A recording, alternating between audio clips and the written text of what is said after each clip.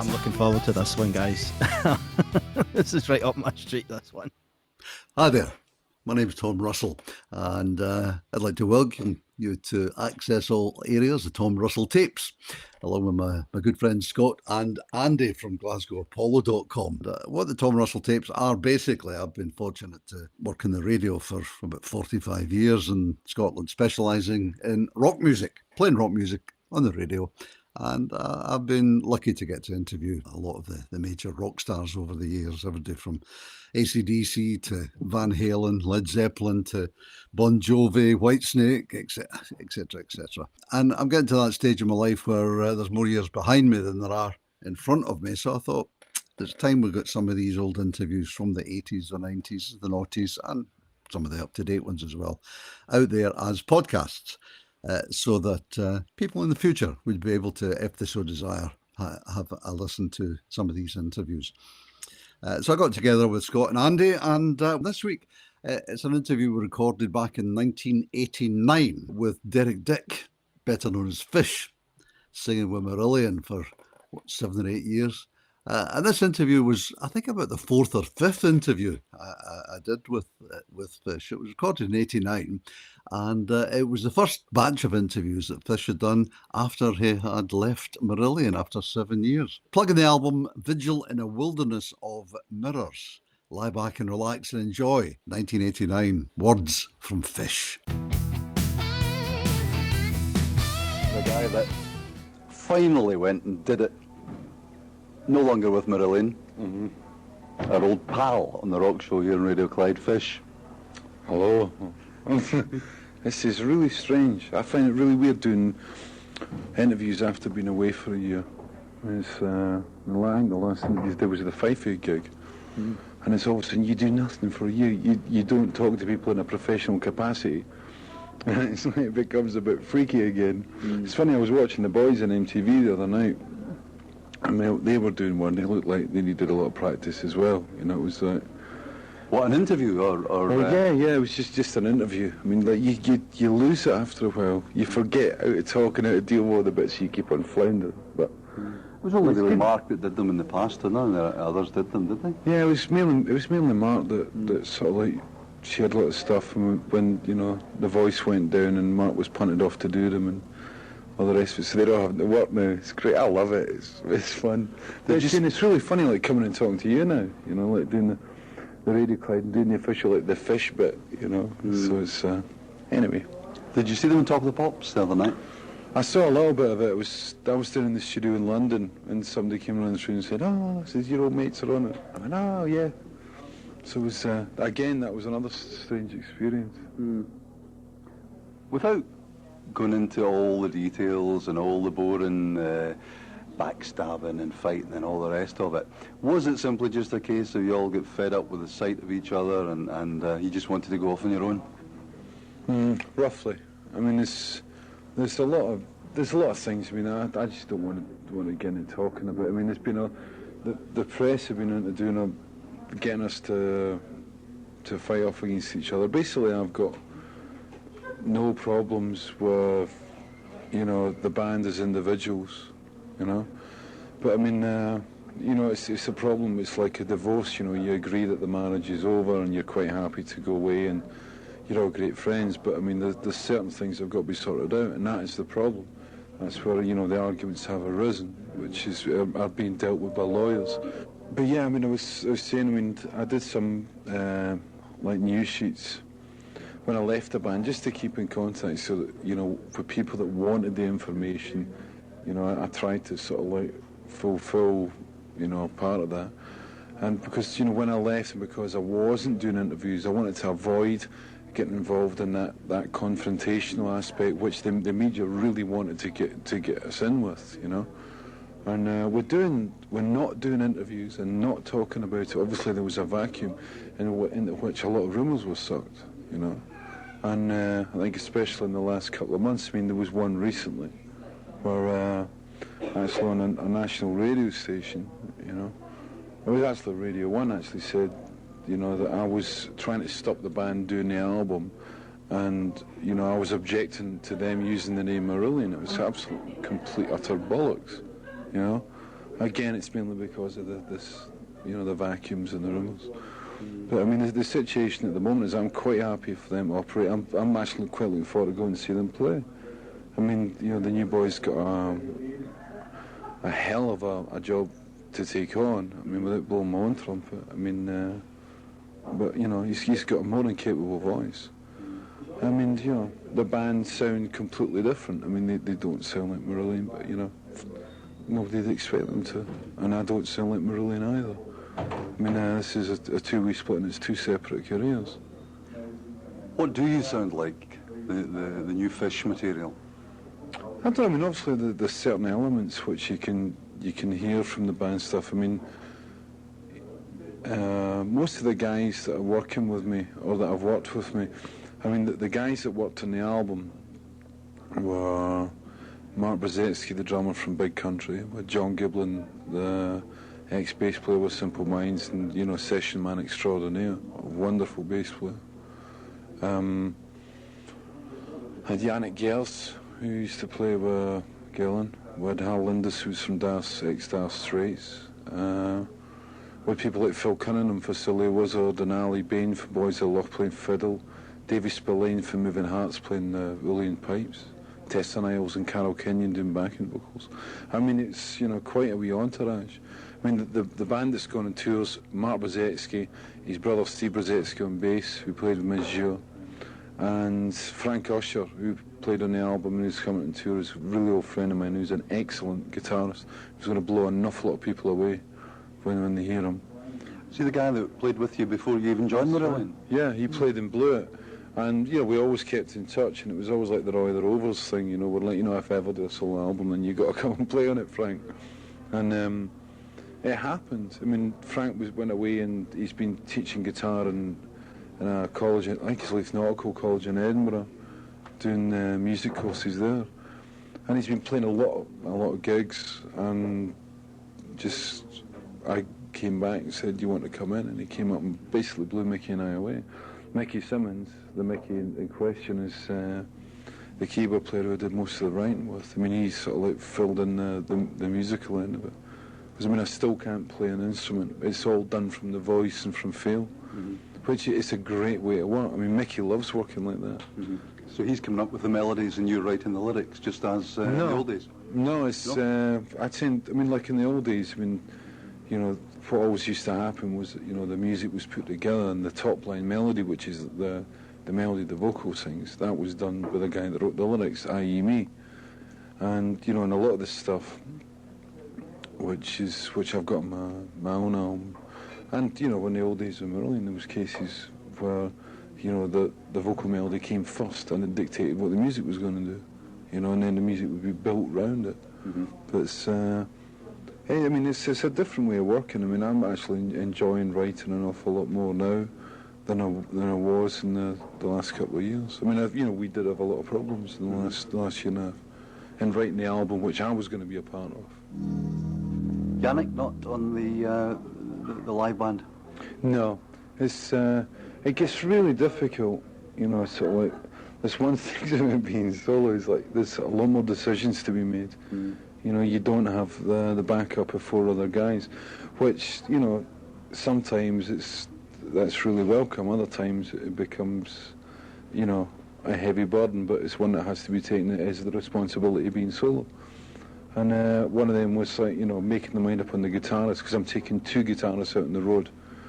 And I wanted 2 very, very flexible guitarists, because, I mean, not only have they got to cope with my own material and the diversity of the material on the album, but it's also got to cope with the Marillion stuff. Frank Usher fitted, one of the bills perfectly. I mean, from, he's got the guitar sense, he's a great blues player, he's a great riff player, he's a brilliant lead guitarist, he's got all the theory there. And I really needed somebody to pick up on the Hal Lindis' part on the album, which was a lot of finger-picking acoustic stuff, and getting a lot of nice harmony guitars between, the acoustic and electric. And, that position's been difficult to fill, but we've basically filled it by all things going on the next 24 hours. is a guy called Robin Bolt, who, funnily enough, played guitar with Pete Travis a long time ago in the Metros. And I've known him for a long time. He's been a really big a well-worked session guitarist in the last year and a half. And he's got a band at the moment called Big Big Sun, who's sitting at number 30 hit in America. But he's coming out on this tour, this little 5-week tour. I mean, it's really captured the imagination of a lot of people. But like I say, I mean, the difficulty's been in we're sitting there as like being numero uno honcho, and like, it's good to be king and make a decision who comes out and who stays at home. So I've always been surprised. I remember seeing Yannick Gers playing with Gillan at the Apollo, and I always thought he was an amazing guitarist live. And when Gillan split and Ian went off to join, I think, Black Sabbath or something at the time, I assumed that it would be just a matter of weeks, if not months, before Yannick signed up with some other big band. And here we are, 6-7 years on, and he hasn't. I was talking to Yannick about that, and the problem is that people keep on going, I think you should phone Yannick up, and I go, nah, there's no point in phoning Yannick up because he's bound to be working.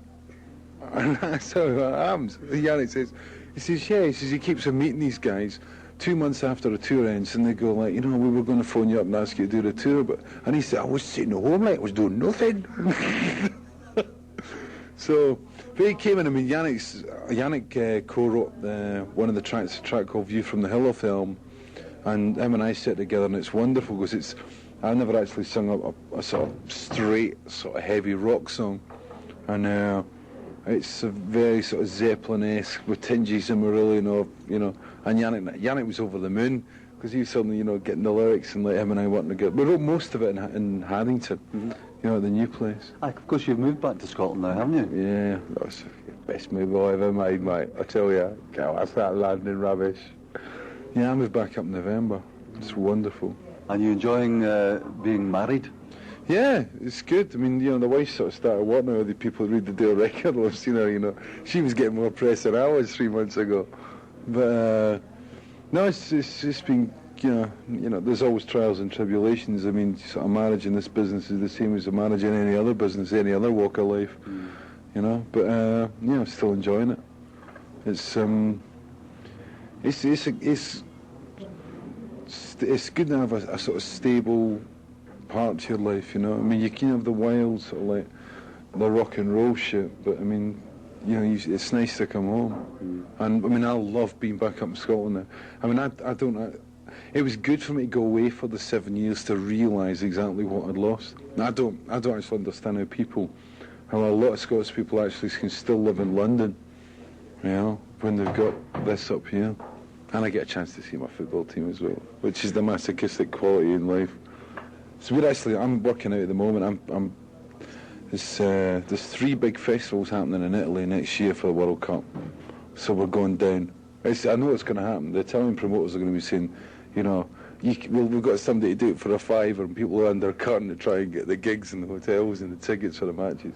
But I'm definitely going down to see the team next year. So If we're there. We'll be there.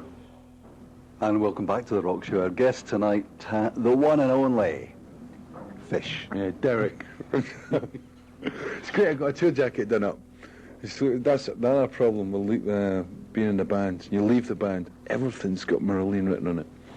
So underwear, socks, training shoes, everyone's got Marillion on it. So I had to get someone else new. So I got the tour jacket made. So it's got Fish, I think, great big sort of circle on it. And I thought, I can't exactly put Fish with Fish underneath it. So it's Derek underneath. So people start calling me Derek now, which is another weird walk of life. Just before that break there, you were talking about coming back up to Scotland and how much you were enjoying being back in Scotland. I noticed quite considerably the Scottish accent has come back quite strongly.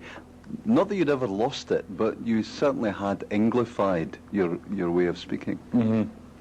Yeah. Yeah, it's a real problem now when I go back home. Well, when I go back home, when I go down south, it's when I'm back home and I'm in the pub in Harrington, I talk really, really fast. And when the band came up the first time, it was like, it was frightening. And when I go down to work with the boys down in London in the studio, and when we have been working this last album, you were having to keep on repeating yourself. Like I first had to do in '81 when I first moved into Aylesbury. That's how I like it. I mean, you do become, the accents do soften up, you know, when you move down south. But like, it's just the speed up here. I get, used to talk. I don't like talking fast. The new album we've got to talk about. You're talking January or something release, aren't you? Yeah. And it's called? It's called Vigil in a Wilderness of Mirrors. You know, I'm the one that always has the long album titles. It's, it was, the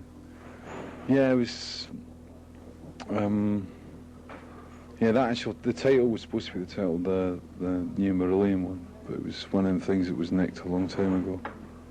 So same as the cover, because Mark Wilkinson and I were working on the cover about August last year. And of course when the split happened, and Mark and I were obviously really close after working on all the sleeves from before. So it was an obvious sort of jump for Mark to me to come into sort of like the fish camp. So let's see, we've been continuing all that lot. It's been good fun. Has he come up with your earring as a logo? No, I mean, Mark came up. This jumper, which you can smell on radio, is that's the new logo which Marky came up with. Did the wife knit that for you? No, I was somebody down, one of the fans down in Milton Keynes, I think it was. I mean, it's been really on the go. I mean, it's been quite subversive, really. I mean, since I left the band, like I say, we set up a PO box in Milton Keynes, so there's been a little sort of flow of communication going on. It's built and built and built, and it's encompassed the states and let us fertilise. It's been really friendly, actually. I mean, it's been great in those moments where you sort of go, whoa, what am I doing? The really down moments. It's been great getting the occasional like boosting letter. I love it. It's great fun. Yeah. So we're talking January for the LP. Yeah. But I should say actually about the release of the album was the problem with EMI was obviously like EMI have got Marillion and myself, and there had to be a decision on the release dates when it was stupid for the pair of us to come out at the same time. And basically Marillion elected to go for September, and I said, okay, I'll go in January as long as I can put a tour together, because I couldn't stand sitting about for 6-7 months doing nothing. So we elected to go for this tour, which is, as you've seen in press, the venues are all pretty small. I mean, I don't think there's anything above 2,000 capacity. There's Elgin Town Hall and Stornoway and Portree and also Aviemore. Yeah, well, I'm getting to see my country, I mean, I'm getting paid for it. Yeah, I mean, I went up there with my mum and dad when I was a kid, on the caravan holidays and stuff. But I mean, it's funny going back to Air Pavilion again. I think we met there. I got in a lot of trouble there anyway. Anyway, Tom, I was supposed to ask you about this New York hotel and about this champagne. Touche. Are you preceding the LP with a single? Yeah, I mean, well, it's been really hard because when I'm actually in a situation with this album where you might turn and said, well, we've got 4 singles on it, and I went, what? Because I mean, I don't really know the singles. I mean, you get a vibe about some of them, but I mean, like Kaylee was an obvious one off Misplaced and things, but stuff like Warm Wet Circles, you go, nah, it's got a thing going bang, And with this one, EMI, like I said, turned around and said, there's 4 singles at least, possibly 5. And they said, all we've got to do is get the order right.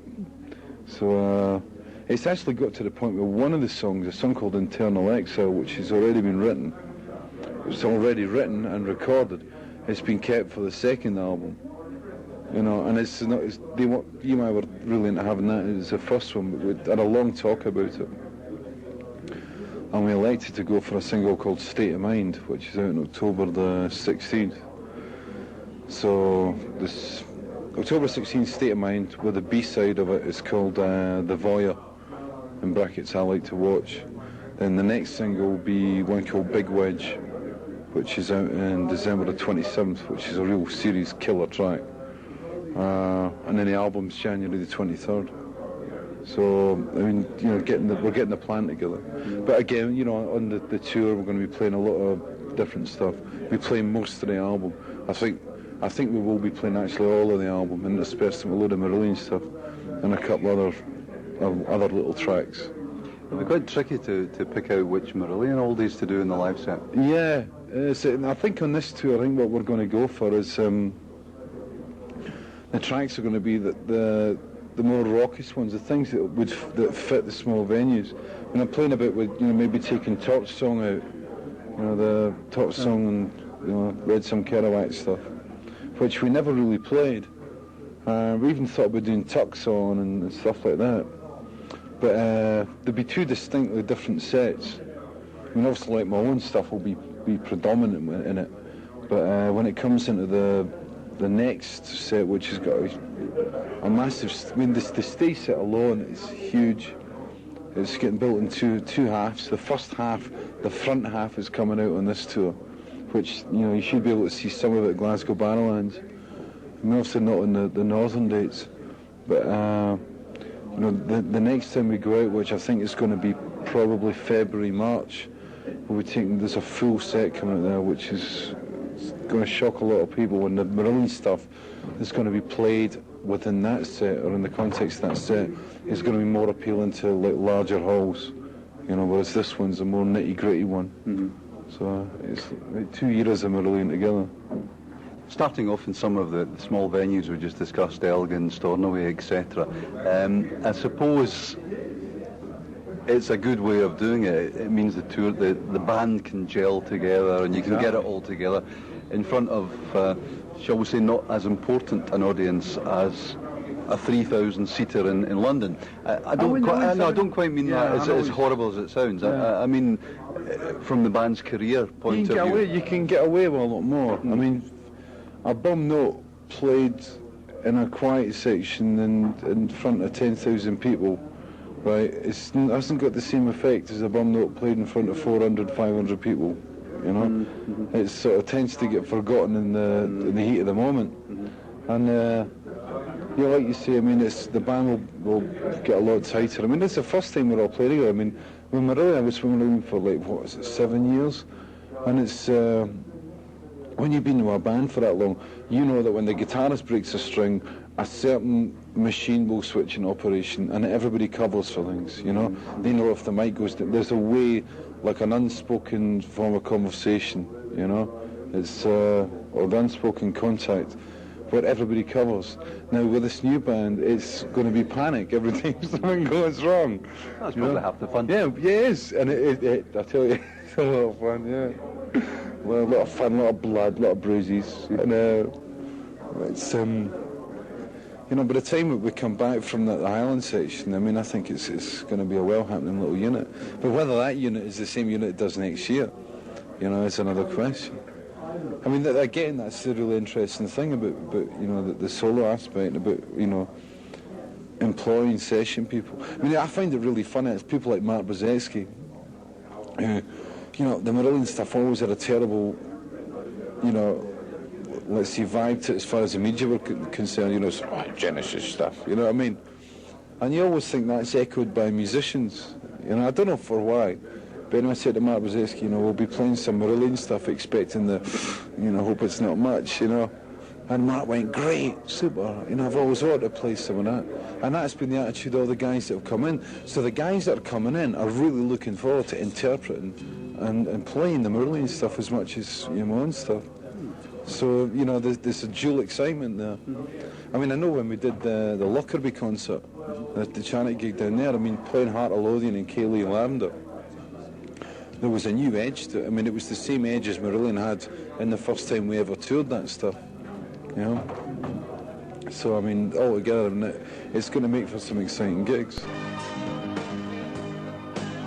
Your television career has been going forward in leaps and bounds, and I had the privilege of watching you performing an old Marillion song on television not so long ago, on some sort of ghost programme. What was it? The Ghost of Something Hall. The Ghost of Fafnir Hall, yeah. Are we going to expect Fish's solo career to include more of that type of performance? Yeah, a lot more puppet work. We'll be doing a lot of puppet work. Yeah. We'll be sharing the same dressing room as well. No, it's what happened was, I mean, when I left the band, I did a lot of things when I left the band. I mean, I was working with Peter Hamill down in Bath on this opera that he'd written. I did some writing with Clannad that hasn't sort of like, you know, can't be used yet. I did some up with, who else did I work? There was loads of stuff. I even went and did a jingle. I mean, all of a sudden, I mean, you've got to remember, when I left Marillion, life became a huge blank white piece of paper. And I could scroll, write, dictate anything onto that. And I ended up going down. I was flat broke. I mean, because when I left the band, I was stuck with this house with a mortgage and other bits in the overdraft, and I was brassic, absolutely brassic, and no income whatsoever. And I mean, you're talking about you know, a serious life problem. And I got a phone call one day and said, look, you know, there's a jingle for a certain type of chocolate. You know, you want to go down and do it? I said, how much is it? And it was about 200 quid. I said, yeah, I'll do anything. So I went into this poxy studio in London, and I did this jingle with these guys. Oh, can you just, you know, say it? And I thought, nah. I thought, this is terrible. So blanked that, and of course then the Fafnir and All thing came up. And I was always a great fan of the Muppet Show, and you know, and the Jim Henson creations. And this thing came up, and it was great fun to do. We filmed at Newcastle, and it freaked me out, because I mean, you start talking to a puppet. The first 15, 20 minutes, right? You go, it's a puppet that's gone, and you see all the wires, and you know there's people underneath operating. After about, you know, after the half-hour mark, you start talking to it, you know. Seriously. After 3 lagers. Well, no. You just start talking to the puppet, and it's the people, and you have these conversations. So that was the problem with doing the shows. Like, I wasn't hamming up. I was really talking to the puppet. I was really giving that puppet lyrical advice. Yeah, got away with it, I think. Yeah, it was good fun. Yeah. We'll look forward to seeing some puppets on stage. Forthcoming Fish tour. You're doing Stirling, you're doing Edinburgh, you're doing Air Pavilion. Yeah. So it's, I've always loved the touring stuff and the fun and tours, and it wasn't fun. It was just becoming this huge money-making machine, and I just felt, you know, we were just seeming to be doing it just for the money, and I opted out of it. And I mean, you know, okay, you got to take care of the business and all the rest of it, but you shouldn't let it, you know, be totally ruled by business. I said years and years ago, and the day I walked on a stage, you start looking at credit card numbers and you know, cash notes and stuff, then I'd leave it. And it was getting like that. And I thought, nah. And you can have fun. I mean, you know, you can alternate. And I think, you know, we'd been together 7 years and all the rest of it. I mean, there's no animosity. I'm just glad I've got a new start. And I'm glad I've been really fortunate, you know, to be in a position where I can turn around and go, okay, I'm going to start all over again. Well, not start all over again, but, you know, to take a complete new angle on it. So, what was your final ever Marillion performance, Fish? the last ever Marillion concert was at Fife, which I thought was quite apt, actually. I mean, the one thing I always regret is not doing the David. It was a disaster, it poured. There was nobody there. I thought it was some of the band up, right? No, I mean, that gig, I really enjoyed that gig. Now, in that year, that was one of the few gigs I really enjoyed that year. That, and the East Berlin show, which occurred, I think, just before it. But the last concert was at Fife Aid. And I always regretted not doing what David Bowie did at the Hammy Odeon, you know. It's like, you know, going on and saying, well, this is the last gig I'm ever going to do, and not telling the band. I would have loved it. I really regret not having done that. In fact, that'll probably go down as my biggest regret in life, is because I always admired Bowie when he did that down at the Odeon. And I would have loved to have walked on stage at Fife and gone, you know, thanks very much, but this will be the last gig I'll ever do in Marillion, and like, blah, blah, blah. But I mean, you know, there was a lot more water to flow under the bridge between, you know, that gig and me actually leaving.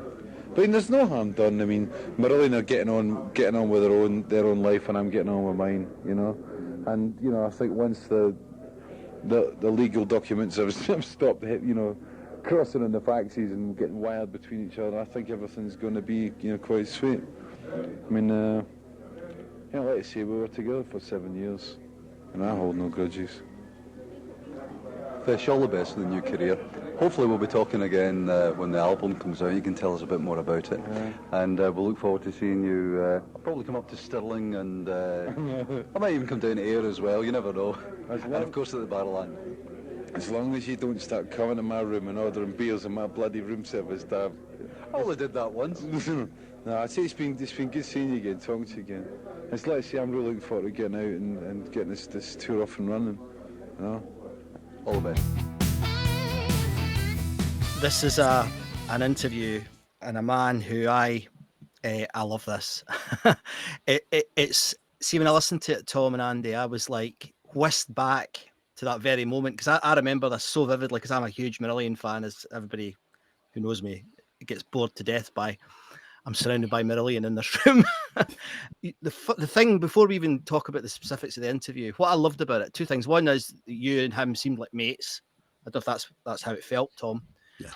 But the second thing was how full of enthusiasm and passion he was. I mean, he was so... I mean, Andy and I have been listening to him for years. And during COVID, he did I don't know if you know, Tom, he did a lockdown show, Fish on Friday. Yeah, he's still doing it. Yeah, and it did very well for him, which was great. But he's definitely, I don't know how you feel about this, Andy, but his mood has really dropped, I think, since that back in '89. His whole demeanour has dropped. And I don't know if there's any thoughts on it, but I think maybe it's because when he had a record deal with EMI at that point, so maybe he was in a different place. But yeah, that was the thing I noticed most about it, Tom. The last interview I did with him was in 2001, 2002, round about then, when I can never pronounce it, Weltschmerz. Yeah. He pronounced the album came out, and I think he'd bounced back. I accept what you're saying about him being a wee bit down at that time, at the beginning of the interview. I accept what you're saying about him getting a little bit down as the years progressed, but that interview that we did in 2001 or thereabouts. 2021, Tom. 221, of course. He was right back. And how much of it was the fact that, I would like to think that we were mates. I mean, he invited me to his wedding, which never was. I'll tell you about that later, maybe. Yes. No, I'd like to think I'm quite friendly with him. And that last interview from a couple of years ago, he was right back. A couple of mates just having a chat. Yeah. I mean, I think musically as well. I mean, I think Vigil's a masterpiece. I think it's one of the most underrated albums ever produced by a progressive artist. But the last album was a bounce back, because the albums in the middle were okay, lots of great songs, but not a great, in my opinion, a great album. But that last album is a great album. Vigil's just amazing, but the last album is a good album. So there's a couple of songs on that are absolutely fantastic examples of how good a writer Fish is. As a huge Marillion fan, Scott, did you get anything from listening to that interview there that you didn't know before? Well, I think that's a really good question. Do you do interviews for a living, Tom? Yeah, there was the thing that I think I'd maybe believe some of the hype, because there was a little bit of cheek, but there wasn't any animosity, and he was talking about the lads, and he was talking very positively about the band. I mean, he has said some things subsequent to this where he's not been so positive, but I think it felt, and I think Marillion fans who are listening to this right now will echo that, because there's certainly been some animosity, not in the last 10 years, but in the, certainly in the early noughties, it felt that there was animosity, and maybe because Fish's career didn't go the way he thought it would go, and their career continued to rise. So it might have been that, but I didn't really detect that. So there was little things, like he said, it doesn't sound like Marillion, and he said, things like that, a little niggles a bit like that. It did so sound like Marillion. Season's End, their first album without him, sounds like Marillion. They developed into their own sound after that, but I think he could, he wrote, he did sing a couple of the songs on the first Hogarth album. So, it was Marillion, but so I don't agree with him on that. But yeah, I think but mainly though, it was the positiveness of it. and how he took the mickey. I mean, I was at the Fife gig that he talked about. I think you were as well, Tom, weren't you? Was, yes. Yeah, and it was a right dreich event, but I liked that bit because again he was positive about it. You know, there wasn't any negativity. I think that's a long answer to your question, but I think that the fact that he wasn't bitter came across, and I thought maybe he would be. Yeah. He said he didn't really want to talk about the breakup. It was less than a year since he had left. Yeah. He didn't want to talk about it, but then about 10 minutes into the interview, without me asking, he kept coming back to it. He said it was like a divorce, like dividing up the spoils. You can have a reasonably pleasant divorce, but when it comes to dividing up the spoils, different things come in. I loved it when he talked about the Radio 1 saying Fish was objecting to the use of the name Marillion. Can you remember what his answer to that was? Something like a load of bollocks. Utter bollocks. Utter bollocks. I never said that. Radio 1 just made it up. Yeah. Can I just go back to you, Scott, when you said that, like Fish says, they don't sound like Marillion, and neither do I. But me not being a big Marillion fan at the time or even now, I listened to, what was the single? Great song. He had Big Wedge. I don't know if they're around about the same time, but they are not representative of Marillion or Fish. Yeah, they are. I mean, I think that's a really good question as well. I mean, I'm just throwing out there, not being a big fan. The Vigil album, every song is different, right? I mean, what he's done in that album, he never did with Marillion. I mean, every song has a different attitude, if you like. There's upbeat, there's rock, there's very melancholic stuff. However, at the core of it is his lyrics. It's a Marillion album, you know what? And I think the first Marillion album, I mean, the lyrics aren't as strong because Hogarth he'd done some writing with the Europeans before, but he hadn't really matured into what he is now. So the lyrics in that first Marillion album are not like Marillion, but the music is. I mean, Steve Hogarth is Marillion, you know. And sorry, I'm gonna geek out in this, but it's like Dave Gilmour. You know, when Dave Gilmour plays guitar, you know right away, oh, that's Dave Gilmour. And it's the same with Steve Rothery. And I just think I think they are both Marillion albums, but they're both, well, one's a Fish album, the other one's a Marillion. They're great, both fantastic albums. And I hung on with the Marillion stuff to that album. I liked it. I didn't like the one that followed it. And it took me a couple of years to come back to Marillion, and I'm glad I did. But because they sound like Marillion. You know, so I think that's certainly, as a fan, you know, I wasn't sure about the Strange Engine and stuff. Then they made Brave, and I mean, Brave is just sublime. So I don't know if that answers your question, mate, but I think they sound quite similar. One thing that it's amazing how as the years go by, you forget things. And listening back to that interview for the first time, I had totally forgot that Yannick Gers played in the album and co-wrote one of the. I met Yannick when he was working with Gillan at the Apollo. I went backstage to do an interview with Ian Gillan and met Yannick then. Quite a sort of shy, introverted guy sitting in the corner of the dressing room, and as Fish says in the interview there, it's such a good guitarist. It was a surprise at that time that he hadn't. After Gillan split up, he hadn't managed to get a permanent gig. But then, of course, a year or two later, Iron Maiden, a fairly successful career for 30 odd years or whatever it is. Yeah. Fun enough, that night, Tom, we went backstage as well. And they took us out to the front two stalls in a couple of lines, and the band came out. Gillan didn't, but the band came out. And Yannick was lovely, really nice to the fans. He spent ages going round everybody. He was a really nice guy. I've got his autograph somewhere in my Gillan programme. The other thing that when I was saying about memory, I had forgotten that Fife Aid gig was the last Marillion show, full show with Fish. And when I asked the question, they said, "Oh, Fife." I thought, "Oh, I'd forgotten about that." So actually, after I had listened back to the interview for the first time in 30 years, I gets out the old Google and Googled Fife Aid. And I was astonished at the lineup. My memory of it was, as you say, it was dreich. It was in St Andrews, wasn't it? A field in St Andrews. I don't actually remember where it was. Gosh. It was just outside St Andrews. Yeah. It was not very well attended. No, it wasn't. You remember that.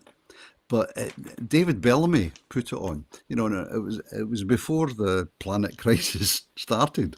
David Bellamy was well ahead, and some of the people that I can't remember seeing all these folk. I've jotted it down here: Go West, Runrig, Jack Bruce, Rick Wakeman, Van Morrison, John Martin, Steve Hackett.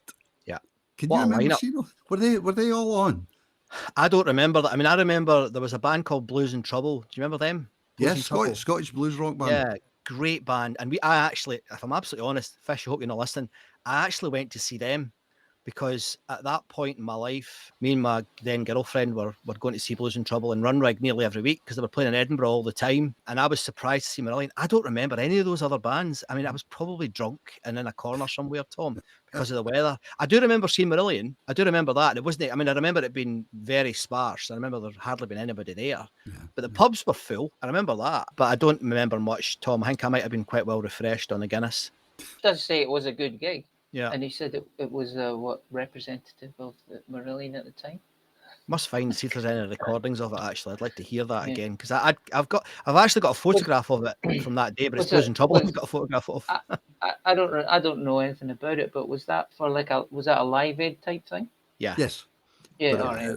It was Friends of the Earth or something. It was David Bellamy. Any other highlights, Scott, from the interview for you? Well, I hadn't thought of. No, I get. I mean, it was funny, and I'm sure you've got things to tell us about his relationship with his ex-wife and his then possible wife. And it's interesting looking back at it because again, he's now in a very stable relationship, and he has been for a while. And they're moving up to the islands together, and that's quite because he obviously went through some difficult times, and it's interesting that there was one other, the other thing that jumped up. There's a song on the album called "A Gentleman's Excuse Me," and I think it's an absolutely beautiful song. The way it is in Marillion lore is that's the follow up to the relationship with Kayleigh, and it kind of is because if you think about it, the Kayleigh was written about his wife that he was then divorcing. "Gentleman's Excuse Me" was written about the relationship and how she was a fantasist, but he was hanging on because he loved her. And then later on, he wrote another song about his current wife. So he's clearly influenced by his life experiences. So again, that was quite nice. Just remembering that, and that to me was quite insightful as a Marillion geek or a freak, as they call us, a Marillion freak. Again, back to when the split. There's a part in the interview there that he talked. It's obviously fairly cordial, the relationships, because both for solo album and the Marillion album was going to come out were both due to come out around about the same time. He was saying they were both on EMI Records. There was a cordial arrangement to release one and another one. I didn't know they'd done that either, Tom. That was news to me as well. I didn't know they'd done that. I didn't know he had appeared on a puppet show. No, neither did I. I'd forgotten that until I after I as I say, 30 years since I had listened to that interview. And you go, wow. Ghost of Fastner Hall.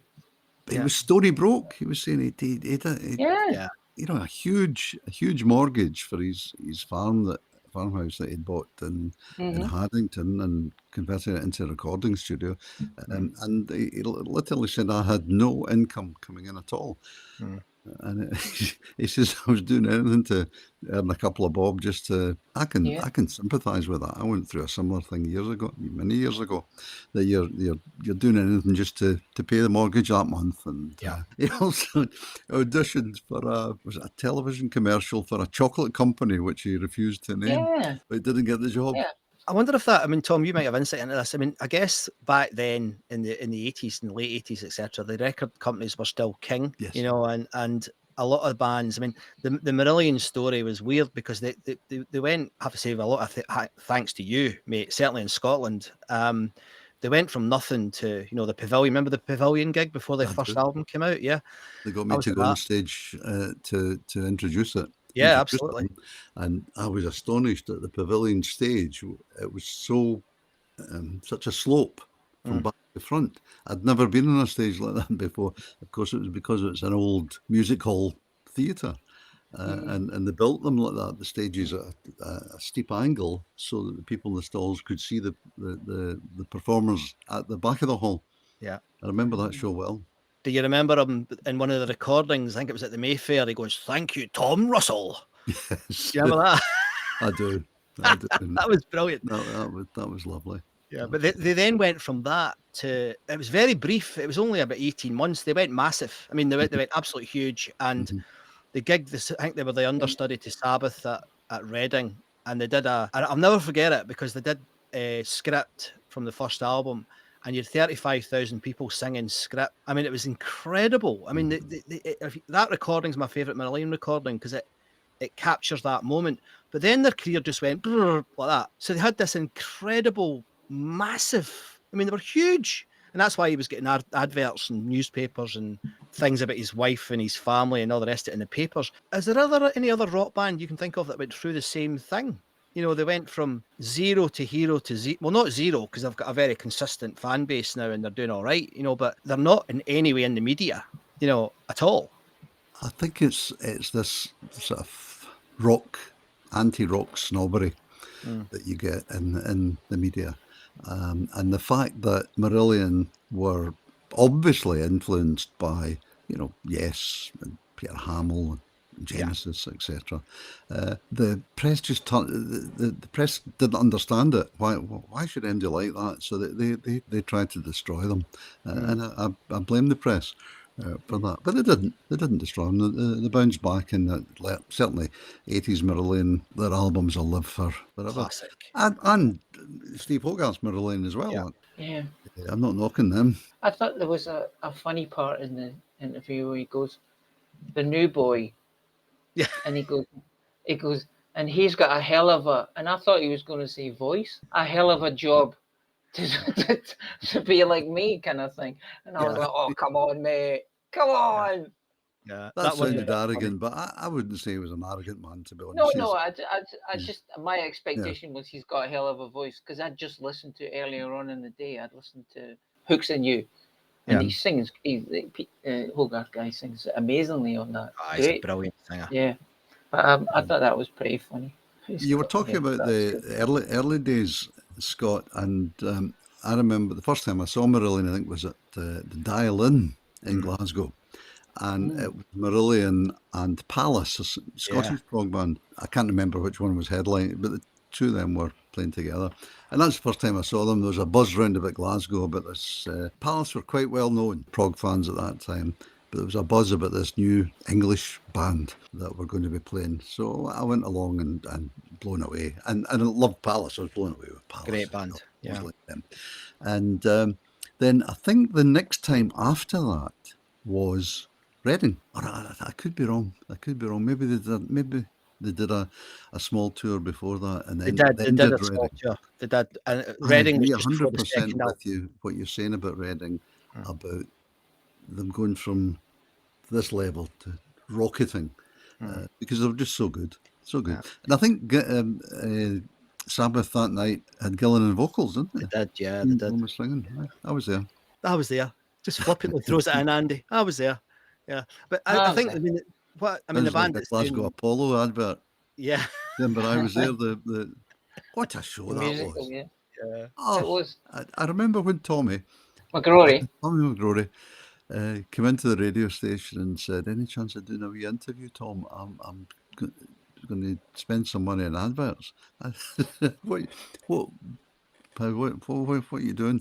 And he said, "Oh well, I'm a big fan of the Glasgow Apollo, and I run this School of Rock sort of thing in Paisley, and I've got some great young musicians, and we're going to put on a show, a tribute to the late great Glasgow Apollo, and we're going to call it Apollo Memories." And I said, "Oh, that's a great idea. Where are you going to put the show on?" And I'm thinking, some pub, and maybe do 2 nights. And he says, "Oh no, I booked the Armadillo for a week." What? It was brilliant. But what a show it was. It was terrific, in my opinion. That was brilliant. It was brilliant. You know, one of the things that I love about that, we could do a whole show on that sometime, but there was one other thing that happened that really kind of I loved.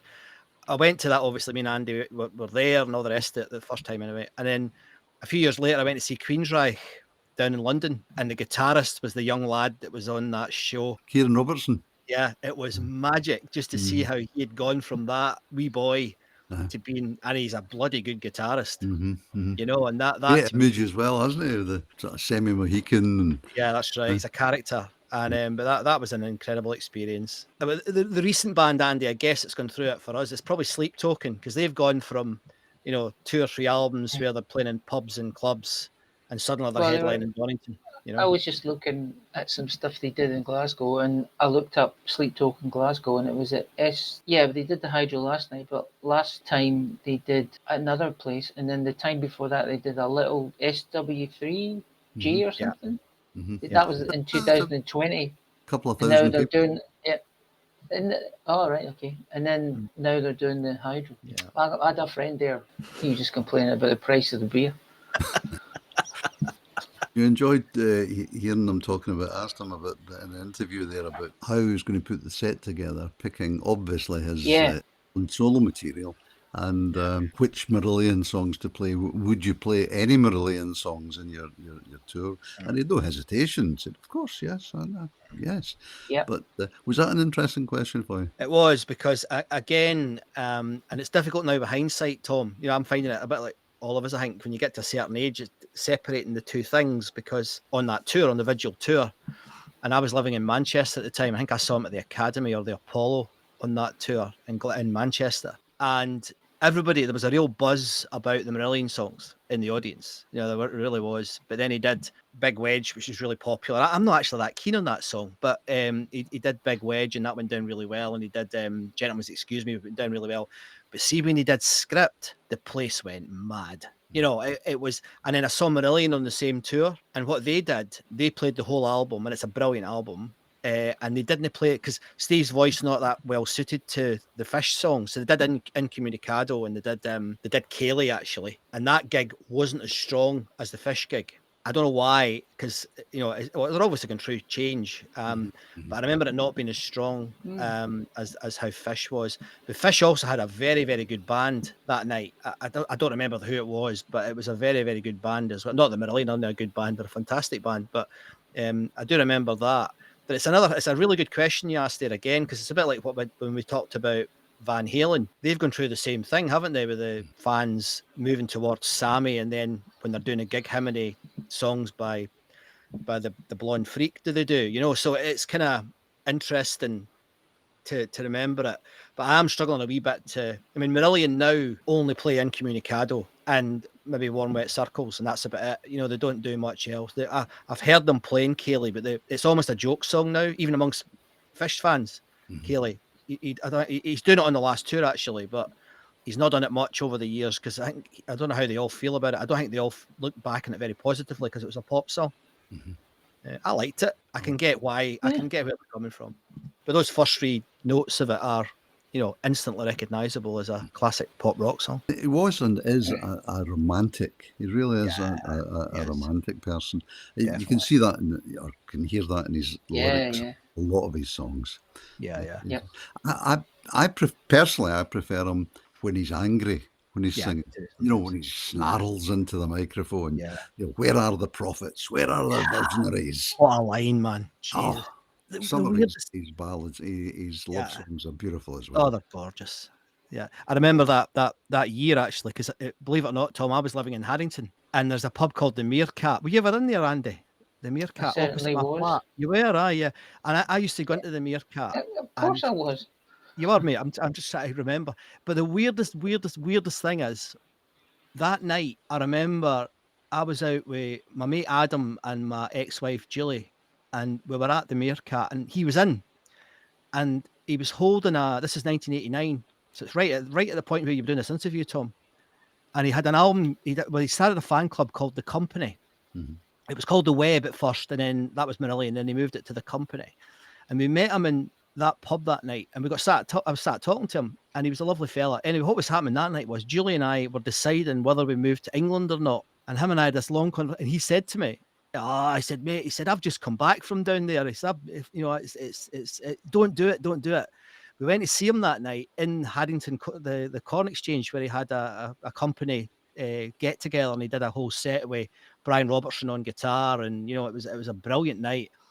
And he said from the stage, he said, Scott and Julie, don't do it. And of course we did it, and we moved to Cheshire. But I'll never forget. It was really weird. That was the thing in the interview. I wanted to bring it in at the right point. Hope this is the right point. But it was so bizarre, because exactly that year, exactly that moment, I was making the opposite decision in my life. And your accent is really gone English. Oh, it has, mate. Yeah. No.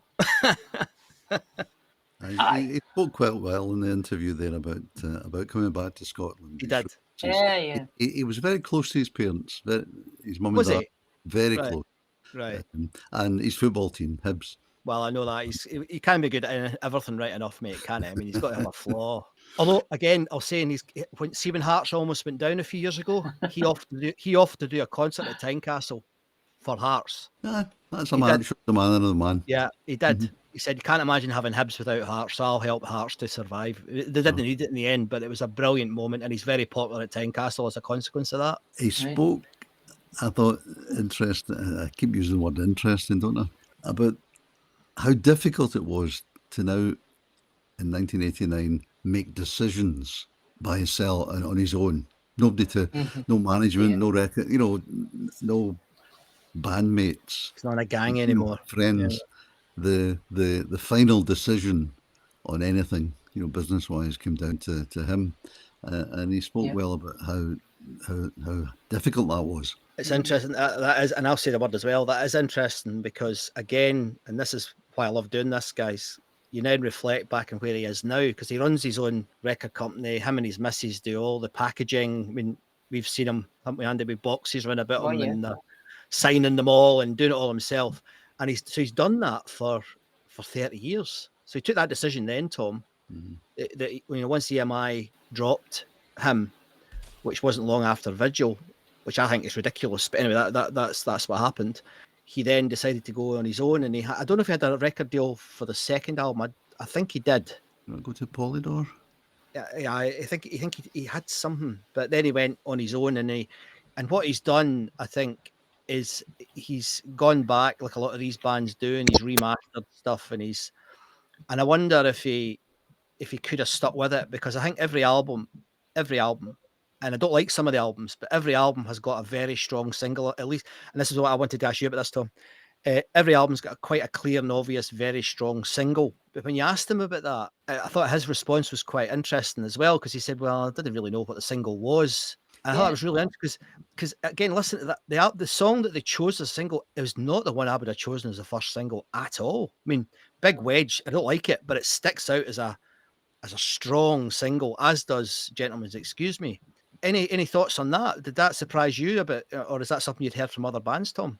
Quite often bands, I'll say that in interviews, that I disagreed with the record company's decision on the single. But I suppose you've got to give the record companies a bit of respect and think, well, they've been doing this for a long time. So hopefully they know what they're doing. But I think he said EMI reckoned 4 singles from that first album, maybe even 5. Because in those days, the single was an important thing. Oh, yeah. Lesson learned from Kayleigh. Band doing reasonably well. Kayleigh comes out, big top 10 hit single, and the album sales rocketed after that. So singles were very important in those days. I think now in 2024, going into 25, the singles, everything's just changed. They still release singles, but not got the same effect, has it? Well, hopefully you've enjoyed this podcast. We've got lots more already recorded and lots more still to do. I've been rummaging in my loft, in my attic, on a regular basis. So if you'd like to subscribe, it costs you nothing. Just press the button that says subscribe, and we'll tell you when the next one's coming up. Thanks for watching and listening.